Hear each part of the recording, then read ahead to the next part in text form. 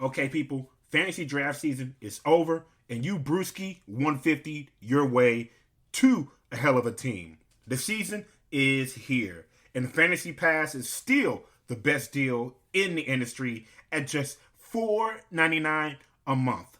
And now that we're into the regular season, there's zero commitment. Sign up for 1 month for just $5. If you don't like it, you can cancel it. We know you'll love it. You'll say you'll keep it. But anyways, it's nice to have options in life. The Fantasy Pass has everything you need to dominate all year long.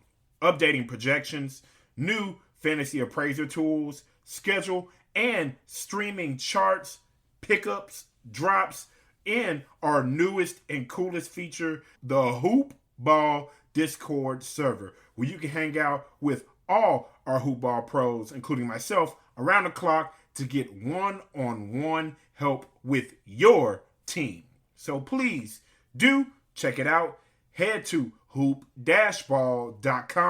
and click on the Fantasy Pass ad just below the main media wall and get the plug for your success for the fantasy basketball season. The following is a Hoop Ball presentation.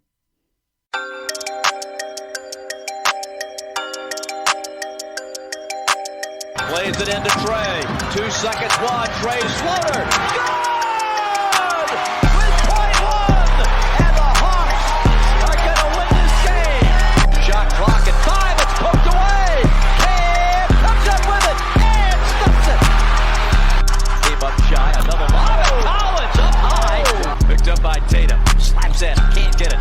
Kevin lets it fly. Swish! Oh, my goodness. Hello and welcome back to Hoop Ball Hawks, the show here on the Hoop Ball Network that is taking flight. We cover everything regarding the Atlanta Hawks. I'm your host, Brad Hardin, recording live from Atlanta, Georgia, and I'm recording this on Wednesday, April 7th, after the Hawks dropped their first home game in nearly 2 months with their last loss at the State Farm Arena coming on February 13th to the Indiana Pacers. Hawks' 7-game home winning streak and their former current 4-game winning streak comes to an end tonight on the second night of a back-to-back with several players out, including John Collins, Danilo Gallinari, Clint Capella, along with our usual suspects of Cam Reddish, DeAndre Hunter, and Chris Dunn.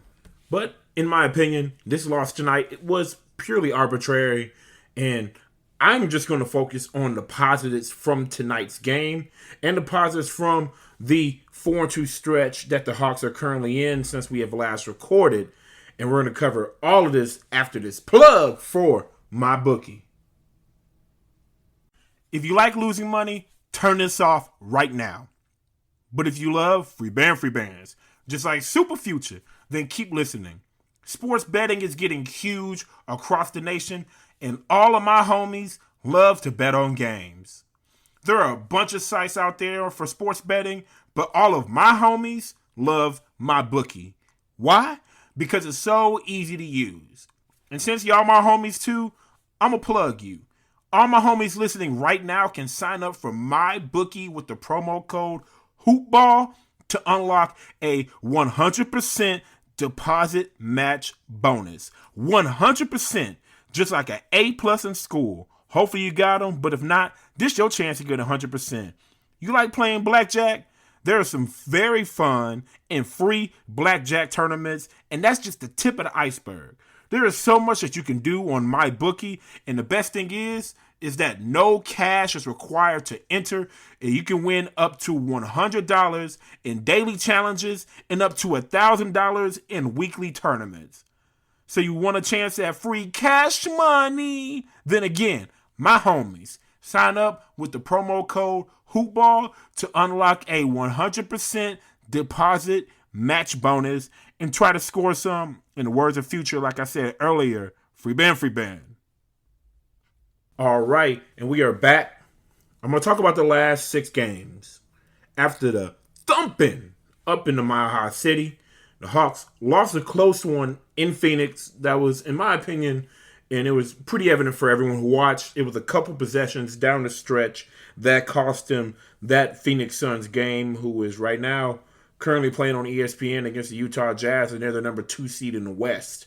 And to lose to the 2 seed in the West by 7 points, and arguably could have won that game if a couple possessions went different for the Hawks, and they executed defensively. They couldn't get a stop defensively that game. Let's just call it what it is. And then turnovers late in the game cost them to lose that game. But a few changes here and there, and they could have came out on top out in the Valley of the Sun.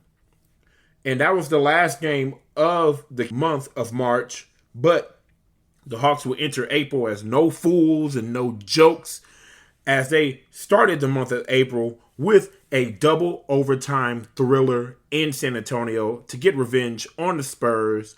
Even though they lost John Collins that game and he hasn't played a game since with an ankle, they will go on after that to blow out my New Orleans Pelicans, which I ain't mad at that at all. I have no beef because the Pelicans are rebuilding and the Hawks are, when you look at the Spurs game, when you look at the game against the Pelicans, you look at the rosters, and when you take out the top players for each of the teams, this shows that all the moves that the Hawks made this offseason were worth it, were intentional. And I tweeted this because our bench now, and we're not even fully healthy right now, is just such a luxury to have. And it will be a great luxury to have as, the Hawks finish out this stretch going into the playoffs. And when they get into the playoffs, when they have all these veterans, and we're going to talk a little bit more about that later, but the Pelicans game and the Spurs game were the 3 games that I said, wow, outside of Trey, John Collins, and even Capella, our roster is just so much better than San Antonio's, so much better than New Orleans, so much better than the Golden State Warriors, who we ended up beating, and we ended up sweeping them for the season series. And the Warriors had a healthy Steph Curry and Draymond Green. Even though they were both coming off of injury, to beat them both here in Atlanta was just great for this team. And that would be their 4-game winning streak before losing tonight to the Memphis Grizzlies. And as negative as the Grizzlies game was, and no doubt about it, it was a negative, the team definitely started off hot, but back-to-back, you had Gallinari and Capella, who played the night before, both out. So younger players who are not used to playing large minutes had to step up, and it was tough sledding. Hawks started off fast and crashed in the third quarter, which led to the Grizzlies just blowing us out down the stretch. But instead of harping on the negatives, I'm going to look at the positives. Bogdanovich. I'm so happy that Bogey is finally healthy. He's continuing to get healthier and healthier, and he's rounding into form. Over the last 6 games, Bogdanovich has averaged 21.8 points per game, shooting 52% from the field, 56.5% from three-point range. And he has been what the Hawks were wanting out of him when they obviously signed him in the offseason, and what they are needing him to be. And I know a lot of people were like, is it worth giving him the money that we gave him? And it was a great question to ask for some people, especially when you haven't seen him on the court. He wasn't available. Naturally, people are going to say, was he worth it? And I think he will be worth it because he can create for others. He can create his own shot. And that is something that is needed alongside of Trae Young. And even if you don't put him in the starting lineup, if you have him coming off the bench, having that scoring prowess off the bench, like I said, he can create for others. He can create his own shot. Having that off the bench alongside of Lou Will, who I'll talk about in a minute, who is also running in the form, learning his teammates. He's a vet. He's going to come in. He's going to play his game. But he's learning, the other players on his roster's tendencies after coming from the Clippers. It's going to take time. You're going to have to build continuity. You're going to have to get comfortable in a system, in a new place, even though Lou Will is home. Bogey had to do that after starting off, had some good games, had some shaky games to start off the year. Then he got hurt, was out for a while, and now he's coming back off of that knee injury, and he's just continuing to get better and better. And if you can have three players, Bogey, Gallo, Lou Will, who can get you 20 points off the bench, that is going to pay dividends later on for the Hawks. And talking about, as I mentioned, Lou Will already, the veterans on this team, Gallinari, Clint Capella, Tony Snell, who's leading the NBA in three-point shooting percentage right now, Solomon Hill, and Lou Will, who I mentioned, they have all been key for the Hawks in these last few games and are showing that, as I said before, the Hawks did everything right this offseason. And even though they signed Rondo originally and then they flipped Rondo for Lou Will, every move that they have made, I say that Lou Will move is an extension of the offseason, even though it was a midseason trade. Everything that the Hawks did was spot on in what this team needed at this point in time. We needed vets. We needed people who can contribute. We need people who have been in playoff games. Gallinari's been in playoff games. Capella has. Snell has. Solomon Hill, Lou Will. All of them have experience. And all of them know their roles on this team and can fill them up. I mean, look at Capella. No one expected Capella to be the force that he is, the guy who is getting 20-plus points in the post and grabbing 13, 14, 15-plus rebounds. No one expected that from him. Solomon Hill, we knew he was a 3-and-D guy, but his production was lacking in New Orleans, in Miami. No one expected him to come in and be the leader and to be, a spark off the bench that he has been in key moments this year. Lou Will is Lou Will. He speaks for himself. 6-man. Lou. Ain't got to say much about him. Tony Snell. A lot of people made fun of him for the game where he played 28 minutes and didn't record a single stat. Leading the NBA in three-point shooting.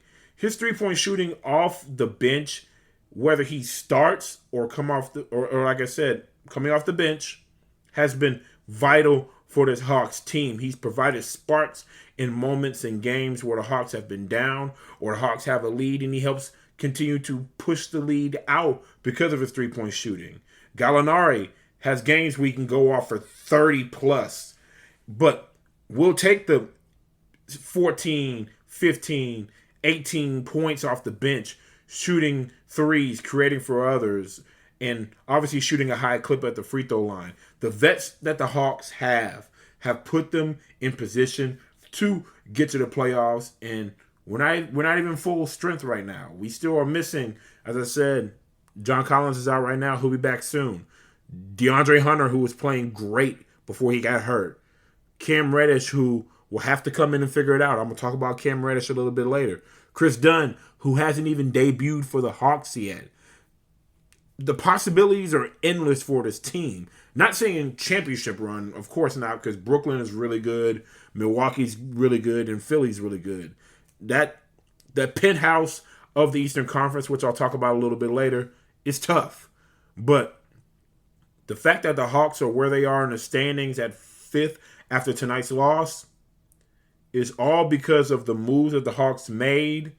That includes, obviously, letting Lloyd Pierce go, the moves in the offseason, and just the continued growth, maturation, and continued building of trust with the team that is on the court right now.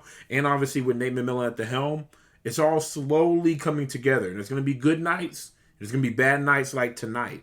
But it's all heading in the right direction. And I want to talk about Onyeka Okongwu real quick. Because I know last episode I talked about how there was so much chatter on Twitter about how he's a bust. We shouldn't have got him. And people were making knee-jerk reactions because we were playing Tyrese Halliburton, who's in the conversation of Rookie of the Year, and rightfully so. He's having a wonderful year out in Sacramento. But when you get the minutes that he gets, you're going to have a good year, especially with how that organization is. No disrespect to the Sacramento Kings and those supporters, but Onyeka Okongwu, he's growing in confidence and aggression game by game. He's learning on the fly, and he started his season mid-January. So he didn't start in training camp like others, even though it was abbreviated. He wasn't there for the tip-off of the NBA season. He started mid-January, and he's finally starting to hit his stride as he is continuing to improve game in, game out. And tonight had a career high in points, minutes, and rebounds with Capella out, and had his first career double-double, scoring 13 points and 11 boards. Obviously, in a losing effort, and we still needed more on the glass from Onyeka Okongwu and Nathan Knight, who has been terrific. So I really think, and I tweeted this out, the young front court for the Hawks has a really bright future. They're going to have to grow up fast. They're going to be thrown into the fire pretty quickly in this stretch as they're trying to make a playoff run here in Atlanta. They're going to be thrown to the fire quickly, but that experience will be invaluable, and they're going to have an offseason. They're going to have probably a regular NBA season next year, a full training camp. They're going to continue to grow and learn and mature. I'm not worried about them. And for people calling Okongwu a bust early on in the season, shame on you. Shame on you. He's a 19, 20-year-old kid, 2 years removed from high school ball, and he still has to bulk up, handle the physicality of playing in a post here in the NBA. And I'm really excited for what Onyeka Okongwu can bring. He already has the footwork. He's not afraid on defense. He's shown some aggression. He just needs to grow in confidence, grow in stature as far as physically filling out his body, and continue to learn the NBA game. I'm really high on Onyeka Okongwu, and I just want him to continue to hear the chatter, but use that as fuel to go out and play your game and continue to just get better and better each night. So what I want to see from the Hawks going forward, a healthy roster. That's what everybody wants to see. Hunter coming back. Collins coming back, Dunn coming back, Reddish coming back. I know the three I mentioned, Hunter, Collins, and Dunn, they're going to be back soon. Reddish, he's progressing in his rehab. That's great. We have some bumps and bruises. Trey has been dealing with some ailments but continuing to play. Capella and Gallo obviously both out, but words of one of my favorite animes of all time, Dragon Ball Z, you fool. This isn't even my final form. We are not at our final form here in Atlanta, okay? And as we get healthier, it's going to go to my next point from what we need from this Hawks team, continuing to build continuity, which the West Coast trip, being away from home, traveling, being in a hotel room, I said that trip is going to either bring this team together or they were going to struggle and it was going to pull that team apart and make it harder for Nate McMillan. Going 500 on that road trip was a win in my book. That's a win. Especially when you play both the LA teams. And I don't care who was available. You play the Nuggets. You play the Suns. The Warriors. The Kings, who were hot when we played them. The Spurs, who dumped us here in Atlanta earlier in the year. And the Pelicans can give you a tough matchup depending on, obviously, the night. And obviously, when you got Zion, you got B.I., Zoe, you never know what you're going to get from that team. So to go 500 in that West Coast road trip was great. And what I'm seeing from this team, even with those tough losses and those grinded out wins on that trip, it's evident that this team is getting a feel for one another. They're learning to trust one another. They trust their head coach, Nate McMillan. They're learning what everyone can do. And people have to continue to learn, like I said, the saying, you get in where you fit in. People are still learning that. Like Kevin Huerter, who we've seen good things from this year. We've seen really good games from Kevin Huerter. And we know he can have big games, but has to be aggressive every time he steps on the floor. That means getting to the cup. That means shooting the mid-range jumper, creating for others, and shooting threes. Just continuing to be ready no matter what your role is. Cam Reddish will have to do that same thing when he comes back. Be aggressive. Get to the cup. Get to the free throw line. Kevin Huerter as well. Get to the free throw line. Shoot the mid-range jumper. Create for others. Play with intensity on the defensive end and just be ready. both of those players, out of when you look at everybody on the roster, those are the two, as far as what I said about being ready and being aggressive, those two, no matter where they are in your lineup, have to do that every single game, and that's what I need to see from them going forward. Because it's an evaluation period, as I said before, of this roster. After this offseason, the Hawks are going to make moves of who fits with who fits with Trey, what we're going to do with John Collins. And obviously it depends on the success or lack thereof of what happens the rest of the way, and obviously if we make the playoffs. But those are decisions that are going to have to be made, and this is an audition. Kevin Huerter is auditioning. He's winning because he's available. Cam Reddish has to be available and has to put something on film heading into this offseason. And another thing that I want to see the Hawks continue to improve on is the defensive end, guarding the three-point line, rebounding outside of Capella and Collins. They have to rebound as a team. DeAndre Hunter is a really good rebounder. Cam Reddish is a really good rebounder. We're going to need them back, but it's going to have to be a team effort rebounding and just continuing to bring consistent energy and effort night in, night out. No matter if it's the back half of a back-to-back like tonight, you're going to have to bring it every single night. With the Hawks being a playoff seed right now in the East, everyone's going to be gunning for them because they're going to try to figure out, is this team for real? And we're going from the hunters to being the hunted pretty quickly. And we're going to have to bring that same energy night in, night out to get ready to go to work and to get ready to do battle, because they're coming for us and we got to come for them. And my last thing for this Hawks team that I want to see going forward, don't focus on the standings. Don't focus on the referees. Don't focus on the press. Don't listen to me at Hoop Ball Hawks. But certainly tell everybody about Hoop Ball Hawks. And I know it's a great program. Not as consistent as I'd like to have it, but life happens. We're busy. But love you guys. Just want to throw that out there. But Hawks, do not listen to the press. Focus on each other. Focus on the team. Focus on what you must do every game, every practice, film session, training session. They must focus on the task at hand. And as me being an LSU fan, LSU's national championship run in football, different sport, but the message is applicable for this Hawks team. That message for that team that year at LSU under Coach O, with all that talent, block out the noise. LSU knew there was going to be a lot of chatter about this team. They knew what they had in this team going into the year. Coach O said, hey, they're going to say this, they're going to say that.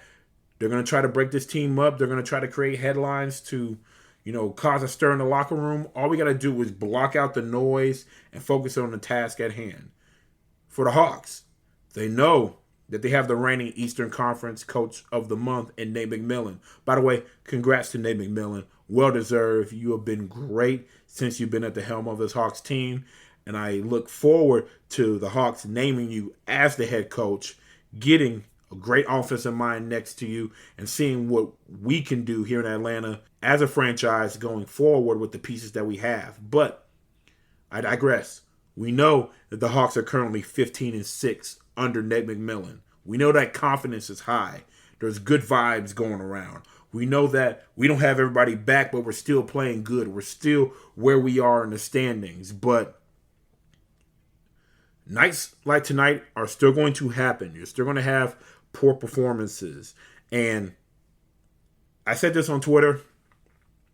Disappointed by the effort in the performance tonight. Not upset. Like I said, it's a back-to-back. People out.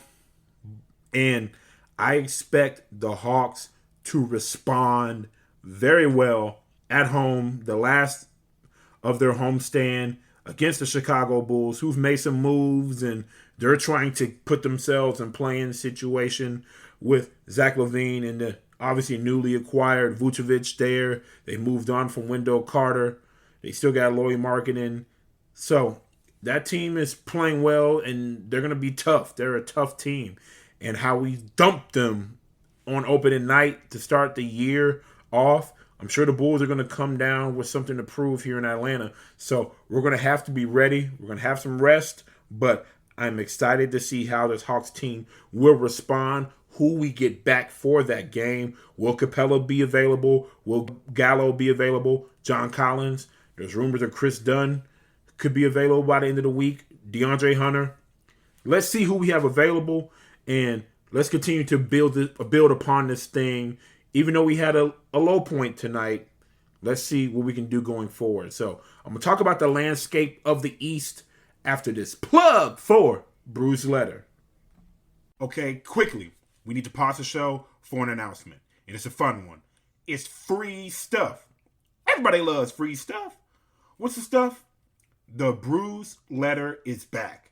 Oh yes, back and fresh for the 2020-2021 NBA season. Our founder, Aaron Brewski, the GOAT, is writing an email newsletter filled with its most intimate fantasy nuggets. It's exclusive content you cannot find anywhere else. It's not on the website. It's not on any podcast. It's not on social media. It's only in an email newsletter. And you can sign up to get it for free. I said it for free. Just go to bit.ly/BruceLetter2021 and sign up in 10 seconds. 1, 2, 3, 4, 5, 6, 7, 8, 9, 10. 10 seconds. Again, the site is bit.ly/BruceLetter2021, and you get it straight from the GOAT and Brewski into your inbox, and enjoy the nuggets to help you succeed in your fantasy basketball league. All right, and we are back. As I said before, I'm going to talk about the landscape of the Eastern Conference right now. And as I said earlier in the program, the Brooklyn Nets, Philadelphia 76ers, and the Milwaukee Bucks, they're in the penthouse right now as far as the standings. They are 1, 2, 3 respectively. The Hawks are looking good right now, currently 5th in the East after tonight's loss. And this is a hypothetical question for the fans, and I already know what the answer is going to be. The Hawks right now currently have a better record than the reigning Eastern Conference champion Miami Heat, the Boston Celtics, Indiana Pacers, Toronto Raptors, and I'm only mentioning this last team because they were a playoff team last year, and they definitely will not be this year, but the Orlando Magic. Going into the season, hypothetically, if I told you that at this point in the season, the Hawks will be the 5th seed in the East with better records than Miami, Boston, Indiana, Toronto, and Orlando, you would have thought I'm crazy. You thought I would be smoking something in this booth and coming on here recording, just saying whatever the hell is coming to mind. You would think I'm out here just on rants like Brandon Marshall and just standing on a platform that is completely wrong. By the way, that clip is hilarious. If you see it on the internet, please watch that clip with Ocho Cinco, Brandon Marshall, talking about guaranteed contracts in the NBA. It's clear that Brandon Marshall did not know what he was talking about, but boy, did he stand firm in his point. I applaud that. That's a man's move. Even though it was a wrong move, man's move. But you would think I was crazy if I said that. But the Hawks have put themselves in a position to be in the playoffs and not have to deal with the play-in tournament. That's what they're playing for now. Yeah, if they get to the play-in tournament, that's still better than what they were last year. That is an accomplishment in itself. But if you're where you are now at 5th in the East, you don't want to regress to 7, 8, 9, 10. You don't want to regress. You want to maintain. And that is what the Hawks, even though I said don't focus on the standing, if they focus on what they need to do night in, night out, the rest will take care of itself. They will remain where they are, may move up, may move down. Obviously, there's going to be ebbs and flows of the season, but you focus on the task at hand, the rest will work itself out. Because between the teams, between Boston, Miami, Indiana, Toronto, I can see Miami making a run. Boston, I'm not sure about Indiana with a new coach. And there's just a lot going on with the Toronto Raptors, not even in Toronto right now, being in Tampa. So I think realistically between those four teams, Miami and Boston could make a run. And if I'm a betting man, which I'm not, I would put money on one of those two teams pushing forward up the standings. So the Hawks have to continue to do their thing. And it's just crazy when you look at the standings right now that Toronto, Indiana, not in the playoffs right now. Boston, Miami are behind the Hawks. And then you have the Charlotte Hornets, who they did lose rookie, in my opinion, the rookie of the year. He won't win it.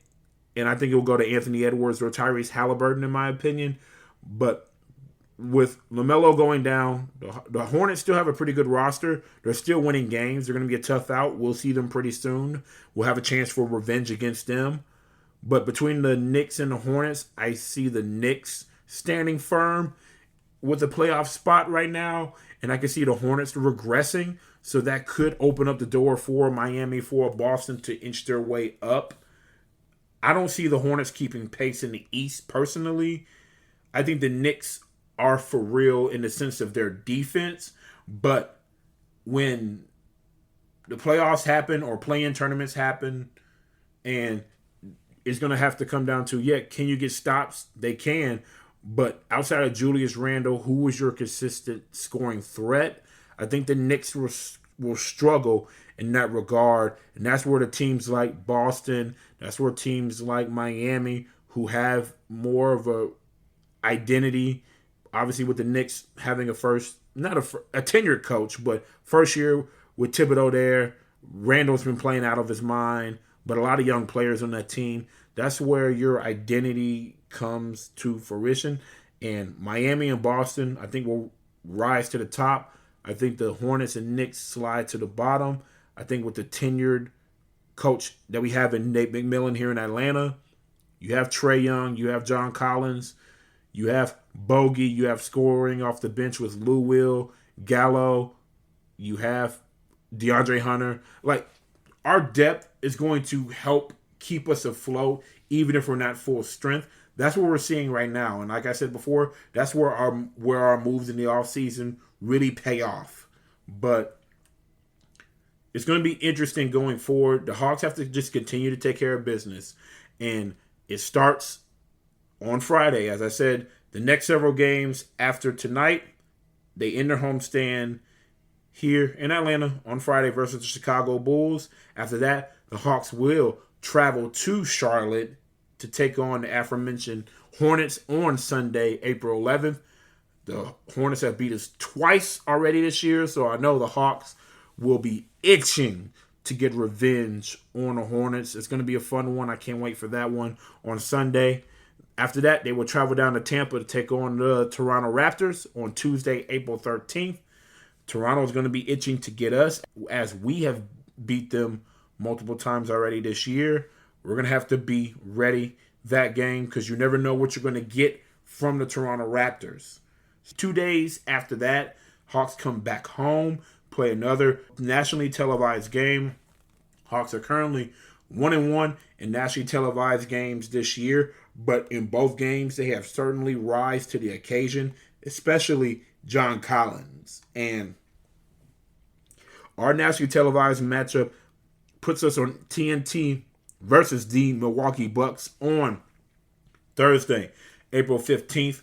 The Bucks, they speak for themselves as a team, and I'm going to talk a little bit more about that in a minute. And then after we play the Bucks on Thursday, April 15th, Hawks will have a few days off, and Nate McMillan will face his former employer, the Indiana Pacers, for the first time as the interim head coach of the Atlanta Hawks on Sunday, April 18th. And that's going to be an exciting matchup. I definitely think that obviously the Pacers wanted to go a different direction, but I think that the Pacers are definitely regretting letting Nate McMillan go. We are happy that he did because we obviously had him here, brought him here as an assistant, and now he is our interim head coach. So like I said, my thoughts going forward these next several games, I think that we take care of business versus Charlotte. It'll be a tough game, but I think we win that one. I'm going to say it's going to be a toss-up versus Toronto because you never know what you're going to get from them. Whoever's available, you still got Lowry, you still got Van Fleet, Siakam. Those three alone can make an impact in a game, especially offensively. And those three players we're going to have to be ready for. So you never know what you're going to get from the Toronto Raptors. I think that Bucks game on TNT at home will be the Hawks' best performance. I don't think it will be a Golden State performance like they did on ESPN where they just thumped them over there in San Fran. But I think it will be a Dallas Mavericks performance on ESPN where the Hawks were in a tight game. They played really well, and it came down to a couple possessions. I think that game is going to come down to a couple possessions. Hawks had a really good showing against the Bucks in January when they played them on NBA TV, and that was without a few of their players, i.e. Trae Young was not available that game. And I don't know if Clint Capella was or not. He might have been. I can't remember. But that game, even though we lost by double digits, the Hawks made it interesting with less. And now they have more. The Hawks are healthier than last time they played the Bucks. I think, especially with them having several days off after that matchup before they play Indiana, I think they go all out on national TV, put on a show teams, especially in the East, and show people and NBA fans nationwide that this Hawks team is for real. And people need to start paying attention to this team as they get healthier and healthier. So I think we're going to have a really good performance against the Bucks on national television next Thursday. And then they'll have some days off. They'll get to rest up, get healthy, practice, watch film, and they get to go out and get revenge on the Pacers, who last time they came to Atlanta in February, they embarrassed us at home when Lloyd Pierce was the head coach. So I'm really excited for the games that are coming ahead. Obviously, it was great to see how we fared off against the teams out west, but now we get to play teams in the Eastern Conference in our own backyard. We have to take care of business game to game, and it starts on Friday versus Chicago, and I'm excited for that matchup and the matchups to come ahead, and excited to see what this Hawks team is going to do. They're going to get healthier, build continuity, and if we take care of business, we can be comfortably in the playoffs. But if we falter in any way, if any more, knock on wood, injuries occur, any turmoil in the locker room, anything that is going to disrupt the chemistry that we are slowly building, we could potentially regress because, as I said, I put money on Boston and Miami to make runs at some point. The Knicks are a solid team. The Hornets still winning games even with LaMelo Ball out. And obviously the Raptors still have that championship pedigree. Hawks continue to take care of business, and let's see where we are after the next 5 games. We're going to just take it the next 5 games. 5 games at a time leading up to the end of the season. So I'm excited to see where this team is going to go. I'm excited to see where this program is going to go as we continue to follow this team. And if you love what you heard today, give us 5 stars. Give us a good review. Share it. Tell a friend to tell a friend. Man, just tell everybody about the hottest new podcast covering the Atlanta Hawks. That's no cap. Numbers do not lie. Share it with fellow Hawks fans and basketball enthusiasts across the globe. Follow us at HoopBallHawks on Twitter. That is at HoopBallHawks. Follow myself, Brad Jarrett 67. That is Brad Jarrett 67. And as always, you're